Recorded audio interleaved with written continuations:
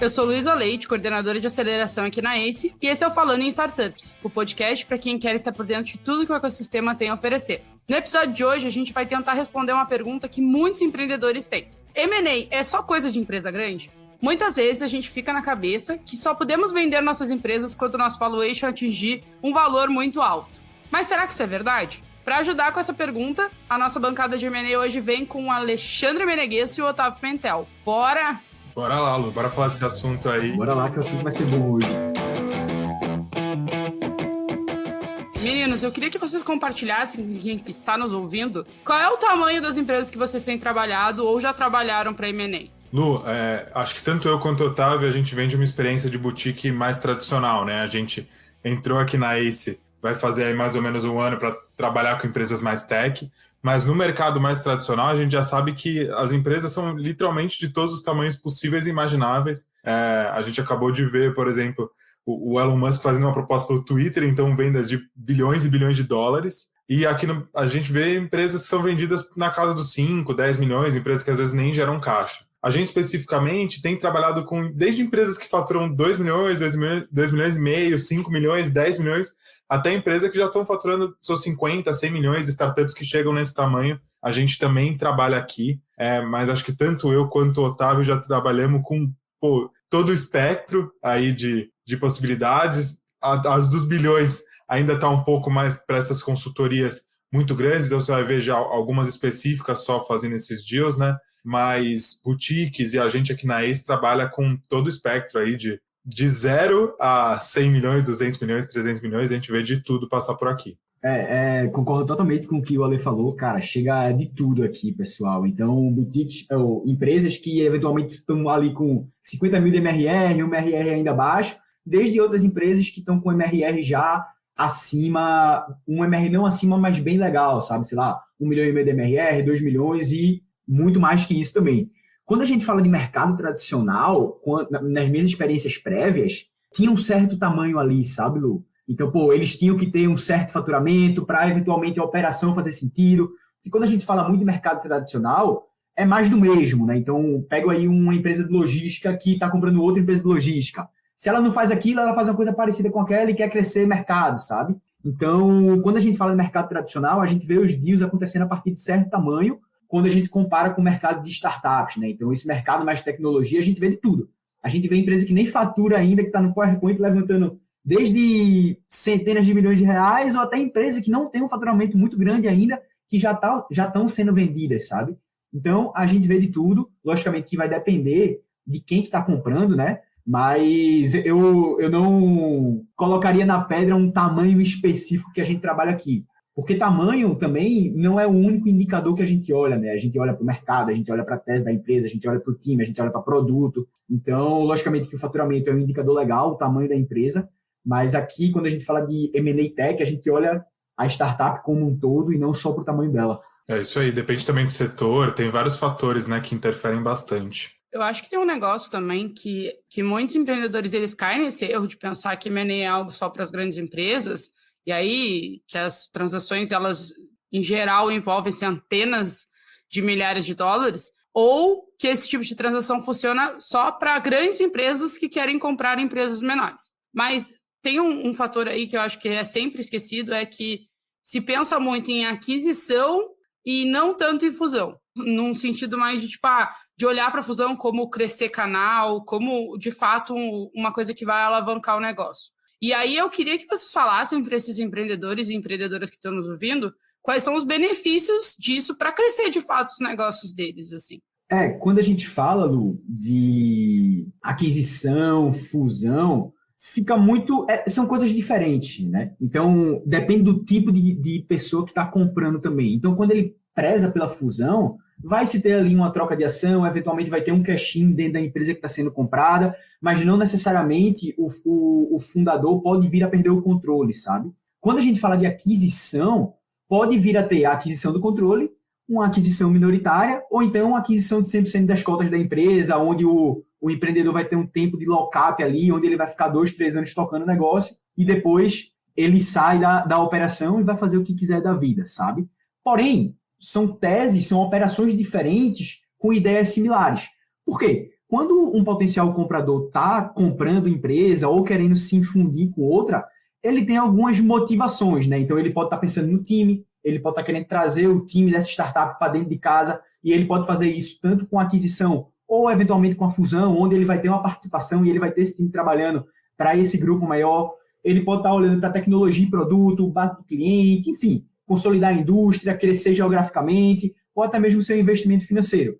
Então, para a gente definir melhor qual seria a melhor estratégia, fusão, aquisição, a gente teria que entender as motivações dos compradores, mas, como eu disse, são operações diferentes, mas similares, porque a partir do momento que se tem uma fusão ali, não necessariamente uma venda, o potencial comprador ele já vai ter um pezinho dentro dessa empresa que ele vai ter uma participação, sabe? Então, é basicamente aí sentar, parte vendedora, parte compradora, as partes que estão se fundindo, desenhar o business plan e ver quais são as sinergias que vão ser aproveitadas entre as partes, sabe? E também assim, Lu, geralmente numa fusão sempre tem um player maior do que o outro. É muito difícil ser uma fusão, 50-50 cravado, que vai ficar metade-metade. Então, muitas vezes, até no mercado tradicional, o que a gente ouve de fusão é quase uma aquisição. A empresa não tem caixa, não tem ação suficiente para comprar tudo ali. Então, vamos anunciar como uma fusão, a gente faz uma troca de ações bem relevante, eu fico com 60, você com 40 aqui, mas no fundo, você vai ter alguém que vai controlar um pouco mais e alguém que vai controlar um pouco menos. Então, é muito difícil ter uma fusão 50-50, ainda mais em empresas de tecnologia. Eu acho que especificamente no mercado de startup, a gente vê fusão como uma tese pouco explorada. A gente aqui falando muito com outras startups, falando com startups maiores, né, que já tem o caixa, por exemplo, para adquirir uma startup menor, e que nem o Otávio estava falando, abrir frente de mercados novas, procurar um time, procurar tecnologia, a ideia de fusão não está nem perto da tese deles. É muito raro a gente ouvir essa conversa, e isso é porque a gente conversa com ponta vendedora e ponta compradora todos os dias. Então eu acho que é uma tese ainda muito pouco explorada, mas que nem o Otávio estava falando, acaba tendo motivações muito parecidas. Então, eu sou uma startup e eu vejo que meus concorrentes estão levantando várias rodadas. Ao invés de querer fazer uma rodada minha ou fazer um M&A, eu posso achar um player que está no mesmo mercado que eu ou em um mercado adjacente. A gente pode se fundir e a gente vai brigar com essas grandes empresas aí que levantaram uma rodada de uma outra maneira, não procurando um player estratégico necessariamente, né, não procurando uma venda, mas a gente vai unir forças para tentar brigar. Então, é esse tipo de movimento que eu acho que pode começar a acontecer no mercado de tech, principalmente pela questão de estar cada vez mais difícil levantar rodada. Então, eu não acho que vão ser todas as startups que vão conseguir levantar as rodadas que elas querem daqui para frente. Também, da mesma forma, você não tem tantos players estratégicos olhando para o mesmo setor, né? Então, às vezes, você tem uma limitação num setor de 2, 3 players ali que podem fazer aquisição. Se eles já fizeram, às vezes o seu caminho é se juntar com algum concorrente, algum mercado adjacente seu, mesmo que seja um pouquinho maior, né? Você vai ficar com um pouco menos de controle ali, mas para tentar brigar no longo prazo. Mas eu acho que, no geral, ainda é uma estratégia muito pouco explorada, tanto pelas empresas quanto as startups brasileiras. E esse ponto do Alê é muito legal. Eu já vi acontecendo poucas vezes no mercado de tech, duas startups menores se fundindo para atacar o mercado e concorrer com players maiores. Mas, cara, sinceramente, não acontece muito, sabe? Então, isso pode ser, como o Alê estava falando, uma alternativa em levantar uma rodada, sabe? E tem outro ponto também nessa questão das fusões, que é, imagina que eu sou um player que fatura 1 milhão e o Alê é um player que fatura, 200 milhões e a gente quer fazer uma transação aí. Imagina uma transação onde vai ser uma fusão, não vai ter necessariamente um cash out, que é um dinheiro no bolso dos sócios, para quem não conhece esse termo. Cara, pega o valuation dessa startup que fatura 200 milhões e o valuation da minha startup que fatura 1 milhão. Quanto que eu vou ter nessa fusão de ações desse grupo que vai ser maior, sabe? Então, às vezes, não faz nem sentido para o fundador que está fazendo essa fusão, que é o player menor ali, porque ele vai ter, 0,5% e 1% de um grupo muito grande sem liquidez. Logicamente, se esse cara não estiver na bolsa ou algo nesse sentido, né? Então, fusões de players muito grandes com players menores ainda afetam esses empreendedores porque eles vão ter uma parte pequena de uma empresa sem liquidez, por exemplo, sabe? Então, é um mundo um pouco diferente, esse de duas startups se juntarem pequenas para desbravarem um mercado maior, mas que eventualmente pode ser uma boa rota de saída aí para começar o crescimento, sabe? É muito legal a gente trazer essa discussão até para a galera entender que, existem possibilidades, né? A gente tem aqui duas bancadas diferentes se a gente fala de assuntos que são complementares, né? Mas é legal saber que existe essa rota de saída, a gente está vendo toda a movimentação no mercado, né? As perspectivas do lado de mídia não são boas, a gente já conversou um pouquinho sobre isso no episódio lá de VC, mas eu acho que é legal, tipo, eles entenderem, assim. E aí a gente falou um pouquinho dos desafios, né? E eu queria perguntar para vocês exatamente isso. Quais são os principais desafios que uma empresa menor, e aí aqui eu estou falando bem entre aspas, enfrenta na hora de fazer um M&A, sabe? Tipo, o que é diferente para uma menor do que é para uma maior? As etapas, em geral, são muito parecidas, tá? Então, uma empresa de 1 milhão e uma empresa de 200 milhões vão todas ter uma parte de apresentação, depois uma parte de negociação, depois uma parte de diligência, né? Então, as etapas são iguais. Eu acho que a diferença são duas, principalmente. Uma primeira que é o pré-M&A, vamos colocar assim, que é a estruturação que essa empresa pequena vai ter. Então, em geral, uma empresa, para chegar num tamanho muito grande, ela em algum momento precisou de uma estruturação grande interna, né? Precisou de uma estruturação financeira, precisou parar e olhar as métricas delas, precisou parar e realmente organizar a casa. E não necessariamente uma empresa pequena já passou por esse movimento. Às vezes ela está ali super preocupada em só crescer e não parou para olhar para dentro. Então, às vezes, isso pode pegar em um M&A. E aí você tem o segundo ponto, que normalmente uma diligência de uma empresa muito maior é muito mais complicada. Tem muito mais coisa para ser checado, tem muito mais histórico. Então, eu acho que essa é a principal diferença, vamos colocar assim, de dificuldade que uma empresa pequena pode ter, não ter as coisas organizadas. Então, um comprador vai chegar para você e falar: Lu, estou super interessado em comprar a sua startup, mas me conta aí, quais foi o seu faturamento nos últimos anos, me passa o seu custo, sua despesa, todas as suas métricas de cliente, e você não tem. Às vezes você não tem mesmo, e às vezes sua contabilidade é bagunçada, no seu gerencial você tem 1 milhão de receita no ano, mas no contábil dá 800, e aí a nota fiscal é lançada errada, e aí você tem um PJ que não entra, entendeu? Então, assim, vai ser desgastante esse processo. Acho que essa é assim, a principal dificuldade que eu vejo em empresas muito pequenas passando é essa, e a segunda, logo antes de eu passar para o Otávio também complementar, é na parte da negociação. Em geral, quando você é muito pequeno, você tem menos alavanca de negociação ali. Então, para você conseguir puxar alguns deals melhores para você conseguir realmente algumas métricas melhores no deal, vai ser mais difícil.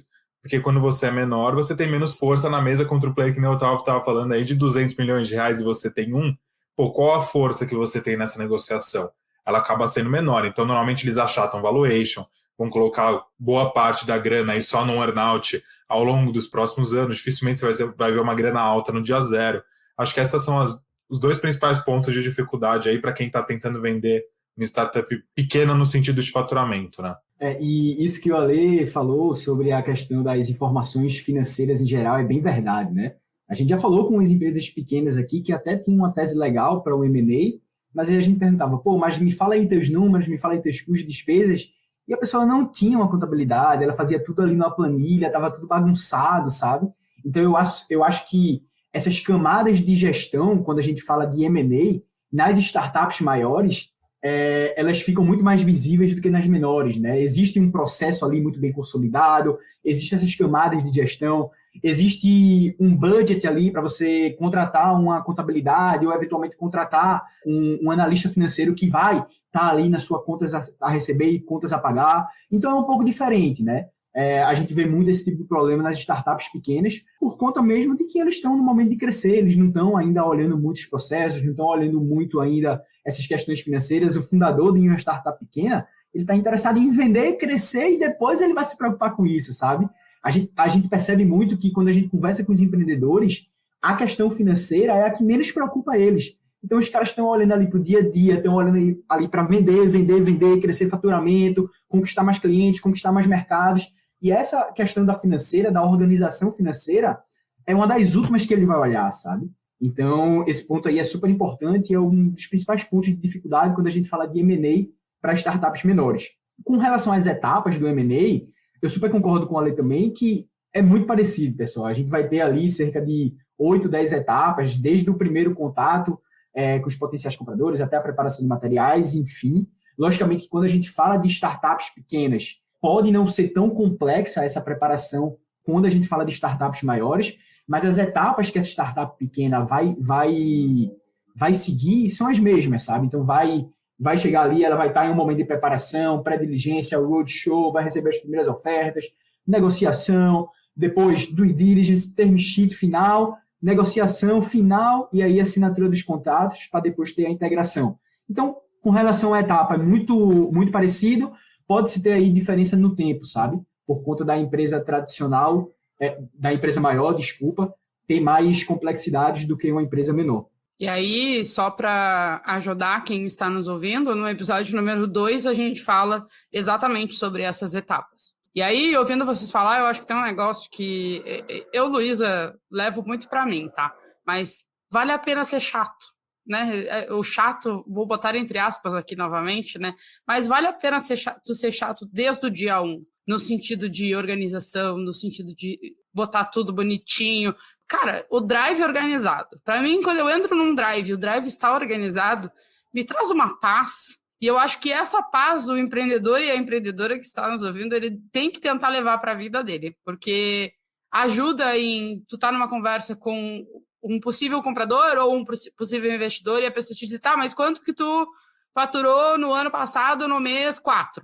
E aí tu tem tudo organizado ali e tu consegue entrar e dizer assim, eu não sei essa resposta de cabeça, mas me dá 2 segundos. E aí tu entra ali e tá tudo organizado. Vale a pena ser chato nessas horas, porque primeiro, a gente nunca sabe quando uma oportunidade assim vai chegar para ti, então pode ser que você esteja resolvendo uma dor que uma grande empresa, por exemplo, está sentindo naquele momento e eles têm grana para te comprar, e talvez tu esteja querendo vender, e aí ele vai lá e te compra, mas tu está organizado, então essa compra é muito mais rápida. E aí acho que tem uma questão de tempos, né, que a gente já conversou, inclusive, num episódio.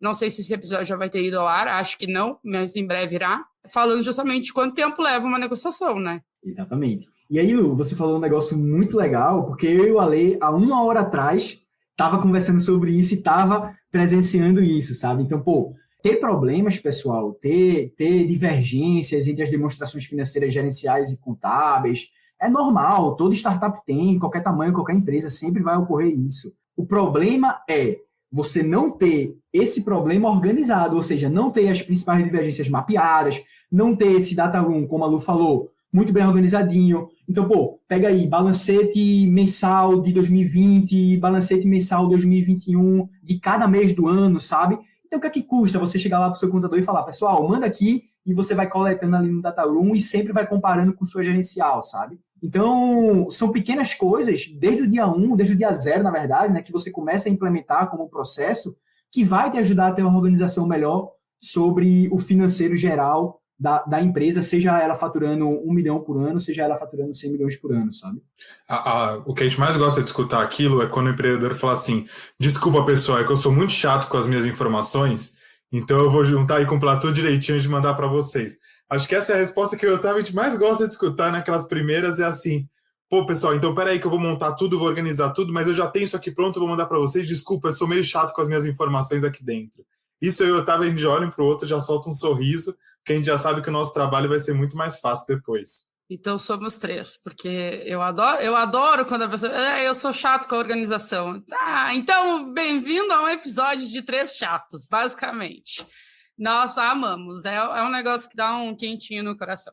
E aí eu queria, antes da gente passar para o próximo bloco, eu queria perguntar para vocês, até pode ser meio polêmico, existe algum número mágico do tipo, depois que eu cheguei em tal faturamento, vai ficar muito mais fácil de eu realizar o meu M&A, de chegar onde eu quero chegar e tudo mais, da negociação ser mais fácil? Existe algum número mágico? Acho que um número mágico, Lu, é muito difícil. Eu acho que tem um range melhor, vamos colocar assim. E aí é uma coisa de um pouco do que a gente tem visto de mercado. O Luiz, que hoje decidiu abandonar, a gente aqui na bancada não está participando, tem uma newsletter onde ele fez um estudo sobre o range de múltiplos que são vendidos aí no mercado, que dá uma ideia para a gente. Mas, em geral, do que a gente tem visto, aí o Otávio, porque a gente às vezes conversa com empresas diferentes, então vamos ver agora se tudo bate.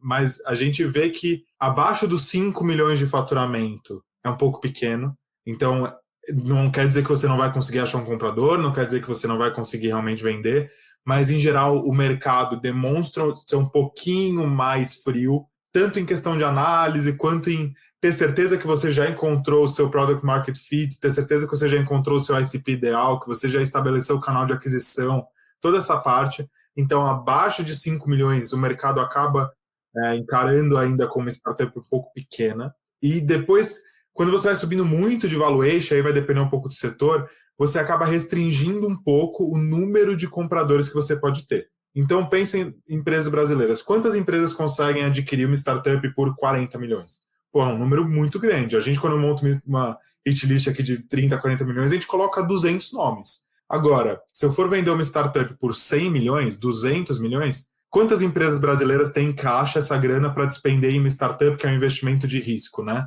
30, 40, ainda mais quando você restringe os setores que podem fazer sentido. Então, assim, um range ótimo. O nosso sonho aqui, vamos botar, quando a gente trabalha, é alguma coisa entre 5 e aí para cima, obviamente, a gente gosta de trabalhar com empresas grandes, só reduz o número de potenciais compradores, mas se você tem um valuation de até uns 100 milhões, 150 milhões, você vai ter um número de compradores bem bons aí na mesa. Então, um número mágico, eu não diria que nem que o range é mágico, mas é um range que a gente acha que o pessoal olha com um pouco mais de carinho e que facilita o M&A.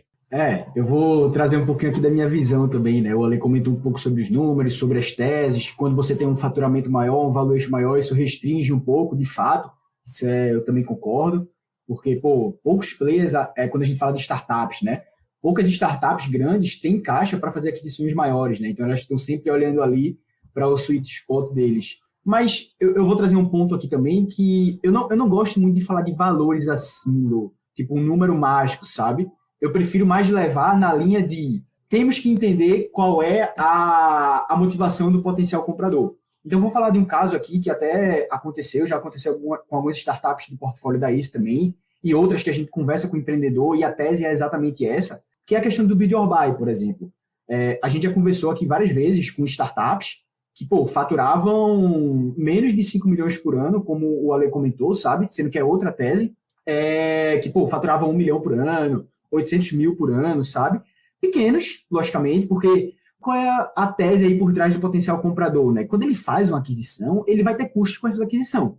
Se não é uma aquisição tão grande, o custo é meio que semelhante a uma aquisição grande também, sabe? Então, as sinergias com essa startup pequena tem que ser maior do que esses custos que eles vão ter também. Então, esse é o principal ponto dos potenciais compradores quando eles pensam em empresas menores. Porém, voltando ao raciocínio que eu estava construindo aqui, existe essa questão do build or buy também, onde dá muito acesso para startups menores fazerem seus M&As. Então, como eu estava citando, pega uma startup aí que fatura 1 milhão, 2 milhões por ano. Vai ser difícil a venda dessa startup? Vai. É um mercado um pouco mais restrito, sabe? Por conta desses custos que envolvem na transação. O potencial comprador não quer perder o precioso tempo dele olhando para uma aquisição de uma empresa que fatura 2 milhões na cabeça dele. Porém, pega um potencial comprador que quer construir uma certa área dentro da empresa, quer construir certo produto, e essa startup que fatura 1, 2 milhões tem exatamente o que ele precisa. E é aí que entra essa questão do build or buy, que abre algumas vias para essas startups menores serem vendidas, né? Então, vamos pegar uma fintech aqui. Vamos supor que eu sou um grande banco e eu quero desenvolver uma nova feature ali dentro da minha fintech, sabe? Dentro do meu banco. E essa startup que está ali, que fatura 1, 2 milhões, ela tem o que eu preciso, sabe? Então, eventualmente, eu até posso fazer a aquisição dela, ou eu vou dedicar meu tempo, vou contratar uma equipe, vou desenvolver meu know-how e expertise aqui para desenvolver essa área. Então, é muito a motivação do potencial comprador, né? Se ele desenvolve internamente, ou se ele vai adquirir uma startup menor que fatura 1, 2 milhões ao ano, sendo que já faz o que ele quer fazer. Então, vai depender muito, sabe? Nessa linha, Otávio, você acha que uma startup que tem mais tecnologia embarcada, ou seja, que é mais disruptiva essas coisas, ela pode ter um faturamento menor? Você acha que faz sentido isso? Que tem mais tecnologia embarcada com faturamento menor, sim. Vou te dar um exemplo aqui, por exemplo, quando a gente estava conversando com a fintech menor. Ela tinha todas as regulações para atuar como o banco que ela era, porém ela tinha um faturamento de 150 mil por mês, era pequeno, sabe? Sendo que ela já vinha recebendo várias sondagens de startups maiores, bancos, fintechs também, que queriam incorporar ela exatamente porque o tempo que essas startups iam ter para ir atrás de todas as regulações ia ser de 1 ano, 2 anos, sabe? Então, nessa tese aí de build or buy, basicamente, ele poderia adquirir essa fintech, que já tinha todas as regulações prontas, todas as burocracias, já tinha passado por todas as burocracias, né? E só bastaria integrar ali para começar a oferecer o produto. Em contrapartida, se ela não comprasse a fintech, ela ia ter que ir atrás de todas as burocracias, todos os documentos, e isso levaria 2 anos, sabe? Então, eventualmente, eles podem até antecipar, sabe?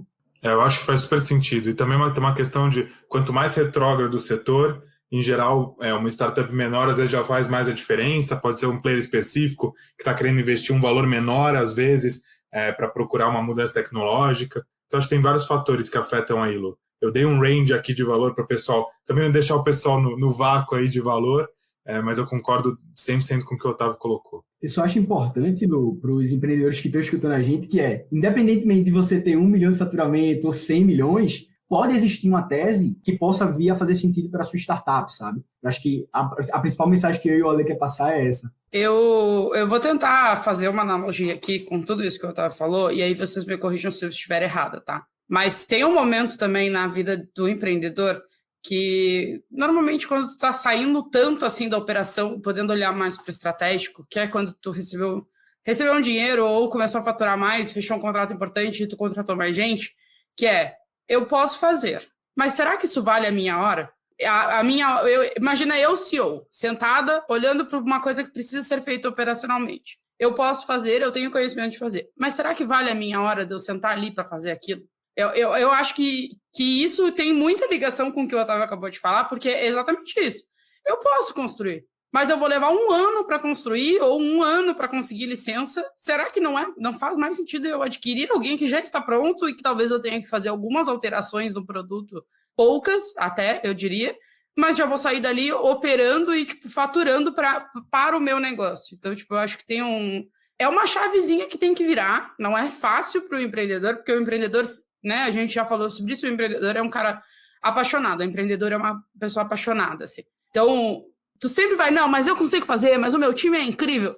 Mas será que vale? Eu acho que é uma coisa que a gente poderia até fazer um episódio sobre isso, porque é uma possibilidade para as startups maiores, por exemplo, começar a adquirir menores. A gente já vê esse movimento no mercado também. É que não é tão noticiado, digamos assim. Exatamente. Não sai muito notícia, Lu, mas acontece bastante. E a gente vê muitos casos. Eu já conversei com startup que fatura 10, 15 milhões e já tem 4 aquisições aí nas costas, sabe? Comprando startups que faturavam 300 mil, 500 mil, exatamente para ter essas features de produtos a mais e não desenvolver em casa. Trazer alguém que já faz no mercado e incorporar dentro da startup, que vai ser o braço principal aí, né? O Mike comentou no nosso episódio 0, Lu, que tem um delay do que acontece nos Estados Unidos para o que acontece aqui no Brasil. E lá nos Estados Unidos a gente já vê um movimento que tem sido chamado de micro-acquire. Então são essas micro-aquisições. Empresas são bem pequenas, mas que elas já fazem algum sentido sinérgico, o pessoal acha, faz aquisição, e aí, como eu estava falando, a empresa chega com 10 milhões de faturamento e 5 aquisições nas costas. Eu acho que isso tem chance de chegar no Brasil. E quando vai chegar, se vai ser esse ano, no próximo, no outro, eu não sei. Mas, é um movimento que faz super sentido, né? Então, eu preciso de uma licença. Aquele outro cara já tem uma licença, eu posso comprar ele. Muito mais fácil do que esperar o ano aqui inteiro. Ou, às vezes, eu quero um time.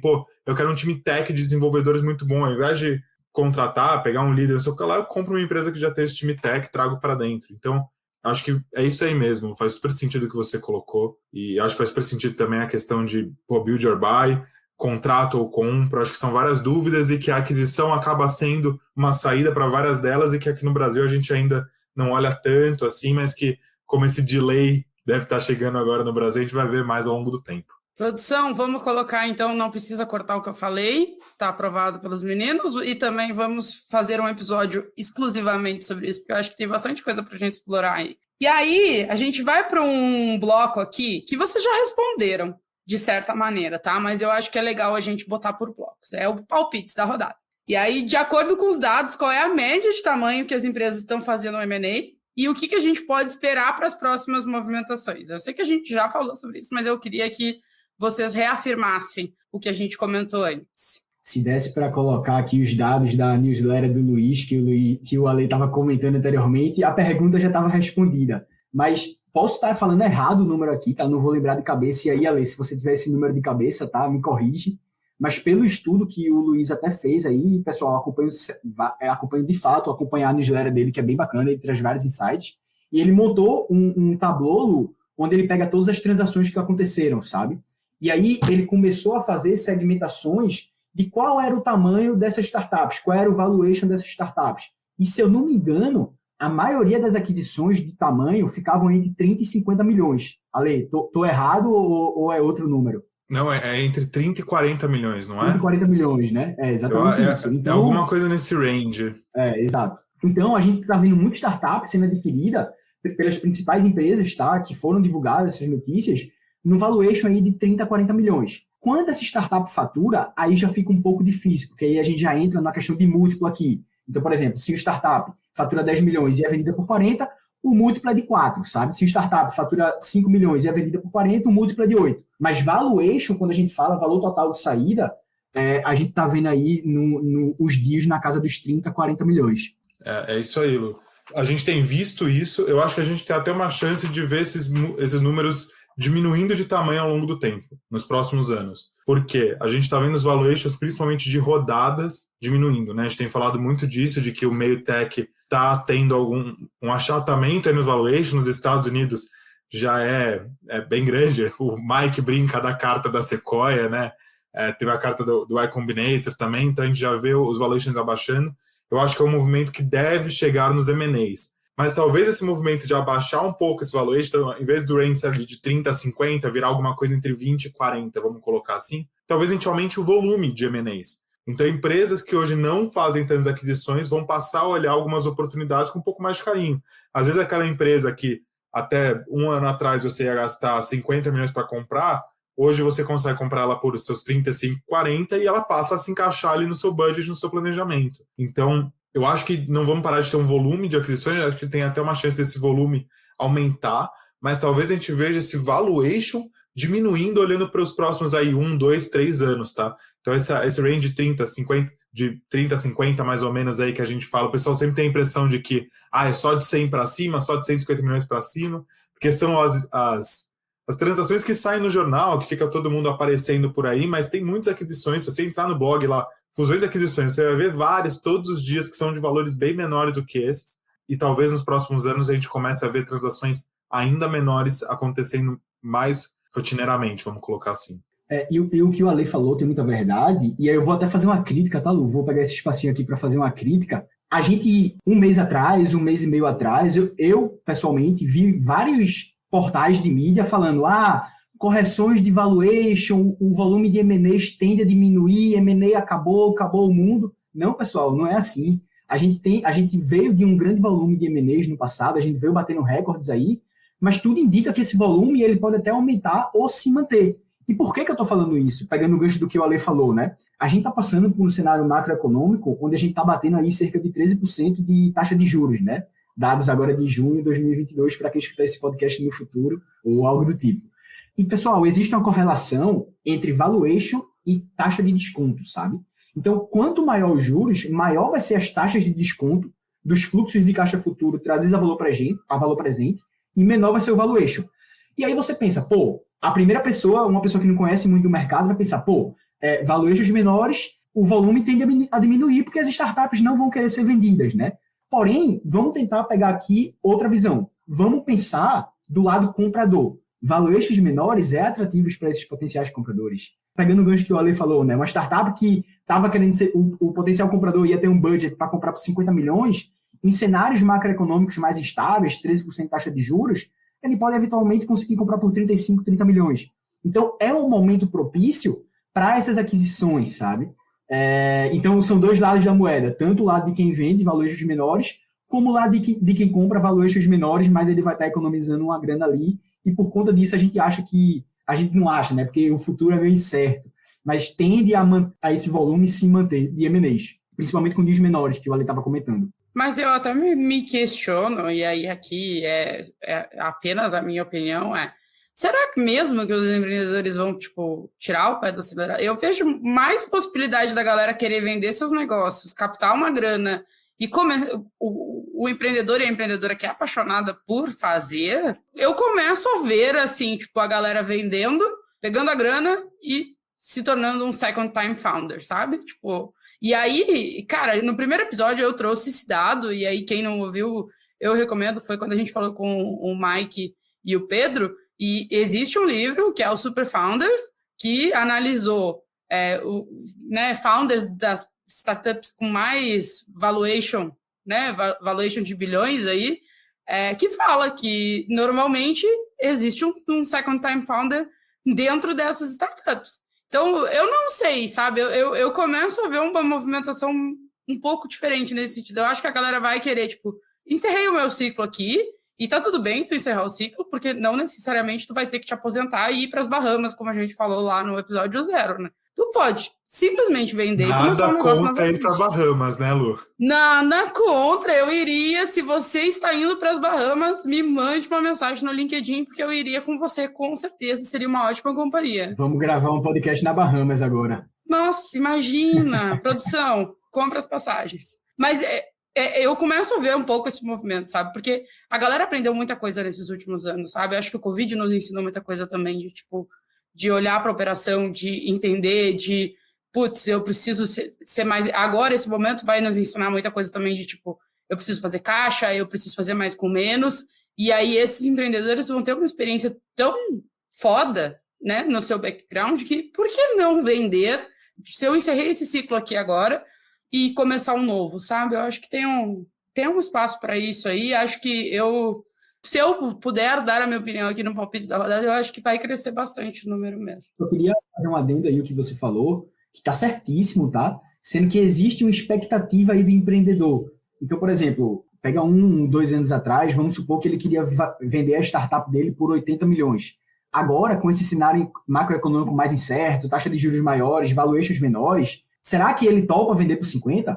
E aí é uma motivação pessoal de cada um. Mas eu também enxergo muito esse cara ser o fundador de segunda jornada, sabe? E a gente quer muito isso aqui na ACE. A gente fala muito aqui, né, Lei, que o M&A a gente encara como meio e não como fim. Exatamente porque a gente quer ajudar esse cara a vender a startup dele e depois trazer ele aqui para dentro do ecossistema ACE, onde a gente vai conseguir ajudar ele a investir em startups, onde ele vai eventualmente virar um mentor da nossa base, onde ele vai, se envolver em outros projetos legais através da nossa consultoria, que é a ACE Cortex. Então, essas pessoas que já têm um ACE no nosso track record, elas retroalimentam todo o ecossistema empreendedor. E é aí uma das importâncias do M&A também, sabe? Então, por isso que o M&A tem que existir, para dar a chance desses empreendedores de segunda jornada fazerem algo maior do que eles já estavam fazendo anteriormente. E aí, Lu, só assim, uma pontinha no que você comentou, eu acho que isso vai acontecer, só que eu acho que isso vai acontecer daqui a alguns anos. Por quê? Em geral, o pessoal que está comprando startup hoje vai pedir para o empreendedor ficar assim 3, 5 anos na empresa. E aí ele vai fundar essa nova empresa daqui 5, 6 anos, vai demorar mais uns 3, 4 anos para chegar num tamanho de venda. Então, eu acho que a gente vai ver esse movimento acontecer. Só que eu acho que ele vamos botar assim, 2 passos na frente aí. Não vai ser tão cedo assim, mas eu tenho certeza que vai acontecer. Mas eu acho que esse ano começam os early adopters. Olha só. Tomara. Vai fazer um Tomara, né? Queremos. Poxa, vamos. Deixa eu terminar a gravação aqui. O episódio 50 do Falando de Startups, a gente voltar aqui e falar quem ganhou, né? Muito bom, vamos. Eu acho que quem ganha sou eu, né? Porque eu com certeza ganho do Alexandre em qualquer coisa. Olha o público. E aí eu queria só que a gente... No episódio 50 a gente vê. E aí eu queria só, para a gente ir encerrando aqui, tem um quadro também que a produção separou, que eu acho muito legal, assim, porque a gente acaba tendo as duas pontas aqui. É o se eu fosse você. Então, você esperaria a sua empresa virar uma empresa gigante para fazer o M&A ou você faria ela já menorzinha e tudo mais? Luísa, depende da situação. Depende. Se eu tenho uma tecnologia que vai complementar uma outra empresa gigante e eu posso me unir a eles, eu acho que eu faria. Fácil. Mas senão eu tenho aquela coisa do startupeiro de querer construir um negócio gigante. Assim, eu queria ouvir vocês, o que vocês fariam? Eu gosto de alguns projetos assim, não vou falar que eu gosto de projetos enormes. Eu acho que para mim ficar 10 anos no mesmo projeto, né, que nem você está falando, construir um negócio enorme, é uma coisa que pessoalmente talvez não combine tanto com a minha pessoa.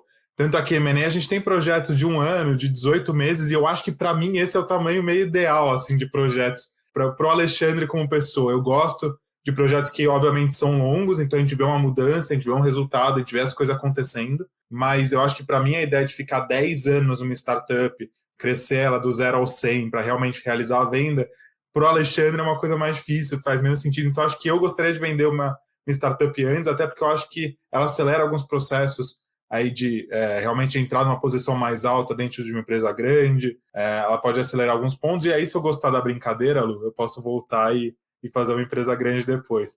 Mas eu acho que hoje, assim, se eu fosse fazer uma startup hoje, eu já ia montar ela pensando em vender aí, sei lá, nos próximos 3 anos, assim.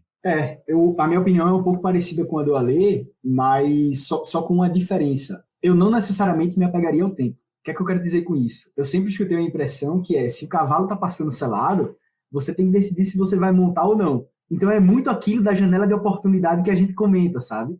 Então, se existe uma janela de oportunidade para eu vender minha startup, early stage, seja onde for, eu vou avaliar, sabe? Então, será que esse é eu avaliaria, né? Pensando como se eu fosse um empreendedor. Será que de fato esse é o momento agora? E aí eu, logicamente, ia fazer um estudo mais aprofundado, mas eu nunca deixaria a oportunidade passar. Eu nunca fecharia minhas portas, por exemplo, com 1 ano de operação, 1 ano e meio de operação para dar um não ao M&A, sabe? Eu acho que você sempre tem que avaliar todo o cenário macroeconômico, o que está acontecendo no seu setor, quem são seus concorrentes, para depois tomar a decisão. Se você realmente acredita que você vai ser aquele cara unicórnio que vai juntar o mercado, vai fundo. Mas acho que se eu fosse Otávio, eu tivesse a oportunidade na mão, eu pensaria com muito carinho, independente do tempo, sabe, Lu? Sabe um negócio que eu gostei? O Otávio falou assim, se eu fosse Otávio, eu faria. Calma, gente, não é um distúrbio de personalidade. Exatamente.